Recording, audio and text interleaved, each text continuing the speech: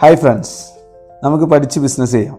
ഒരു ബിസിനസ് സ്ഥാപനത്തിലെ ഏറ്റവും നല്ല ട്രെയിനർ ആ ബിസിനസ്സിൻ്റെ ഓണർ അല്ലെങ്കിൽ ആ ബിസിനസ്സിൻ്റെ ലീഡേഴ്സ് ആയിരിക്കണം. ചില സമയത്ത് നമുക്ക് ബിസിനസ്സിനകത്ത് പ്രശ്നങ്ങൾ വരും. അപ്പോൾ നമ്മൾ എന്ത് ചെയ്യും? പിന്നെ മാർക്കറ്റിൽ അവൈലബിൾ ആയിട്ടുള്ള നല്ല ട്രെയിനേഴ്സിനെ കൊണ്ടുവന്നിട്ട് ഭയങ്കര മോട്ടിവേഷൻ, ഇൻസ്പിറേഷൻ കാര്യങ്ങളൊക്കെ ചെയ്തിട്ട് ഒരുപാട് കാര്യങ്ങളൊക്കെ സെറ്റ് ചെയ്യും. പക്ഷേ അതിനൊരു റിസൾട്ടും ഉണ്ടാവില്ല. അതൊരു താൽക്കാലികമായിട്ടൊരു കണ്ണിപ്പൊടി തരൽ മാത്രമേ നടക്കുകയുള്ളൂ. ഏതൊരു ബിസിനസ്സിൻ്റെയും എല്ലാ കാര്യങ്ങളും അറിഞ്ഞ് മനസ്സിലാക്കി ക്രിയാത്മകമായിട്ടുള്ള മാറ്റങ്ങൾ കൊണ്ടുവരാൻ ആ ബിസിനസ്സിൻ്റെ ഓണേഴ്സിന് അല്ലെങ്കിൽ മാനേജ്മെൻറ്റിലെ ആൾക്കാർക്ക് മാത്രമേ കഴിയുള്ളൂ. പുറത്തുനിന്ന് ഒരാൾ വന്നാൽ നമ്മൾ വിചാരിക്കും അയാൾ അടിപൊളിയാണ്, മാർക്കറ്റിൽ ഭയങ്കര ട്രെയിനറാണ് എന്നൊക്കെ നമ്മൾ വിചാരിക്കും. പക്ഷേ അങ്ങനെ ഒരു റിസൾട്ട് നമുക്ക് ഉണ്ടാക്കിയെടുക്കാൻ പറ്റില്ല.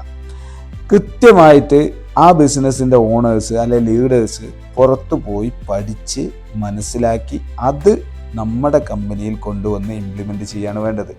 ഇതാണ് യഥാർത്ഥ സിസ്റ്റം. എന്നാൽ മാർക്കറ്റിൽ നടക്കുന്നത് നേരെ തിരിച്ചാണ്. നമ്മൾ പലപ്പോഴും കാണുന്നത് കമ്പനിക്കകത്ത് കൊണ്ടുവന്നിട്ട് പുതിയ പുതിയ മാറ്റങ്ങൾ അല്ലെങ്കിൽ പുതിയ ഇംപ്ലിമെൻറ്റേഷൻ കൊണ്ടുവരാൻ വേണ്ടിയിട്ട് പുറത്തുനിന്ന് ആളെ കൊണ്ടുവന്നിട്ട് നമ്മളത് കൊണ്ടുവരും. എപ്പോഴും കമ്പനിക്കകത്തുള്ള ഏറ്റവും വലിയൊരു ചലഞ്ചാണ് ഈ ചേഞ്ച് റെസിസ്റ്റൻസ്. ഇൻറ്റേർണലി ഉള്ള ഒരു ഇനീഷ്യേറ്റീവിലൂടെ മാത്രമേ നമുക്കതിനെ ഓവർകം ചെയ്യാൻ കഴിയുള്ളൂ. അപ്പോൾ അതുകൊണ്ട് തന്നെ ഇത്തരം ഒരുപാട് ബോട്ടിൽ നെക്കുകൾ ഒഴിവാക്കാനും നമ്മുടെ ടീമിൻ്റെ അലൈൻമെൻറ്റ് സെറ്റ് ചെയ്യാനും ബിസിനസ് എൻഹാൻസ്മെൻറ്റിനും വേണ്ടിയിട്ടും നമ്മളൊരു സ്വയം ട്രെയിനറായിട്ട് മാറുക എന്നുള്ളതാണ്. ആ ബിസിനസ്സിലെ ഏറ്റവും നല്ല ട്രെയിനർ, ഏറ്റവും നല്ല മെൻറ്റർ, ഏറ്റവും നല്ല കോച്ച് ആ ബിസിനസ്സിൻ്റെ ഓണേഴ്സ് ആയിരിക്കണം. അങ്ങനെയാണെങ്കിൽ നമ്മുടെ എല്ലാ സ്റ്റാഫുകളും അതേ കൾച്ചർ, അതേ സിസ്റ്റം ഫോളോ ചെയ്യുന്നവരായിരിക്കും. അതുകൊണ്ട് തന്നെ നമ്മൾ ഓരോരുത്തരും ട്രെയിനറായിട്ട് മാറുക എന്നുള്ളതാണ് അറ്റ്ലീസ്റ്റ് ഫോർ അവർ കമ്പനി.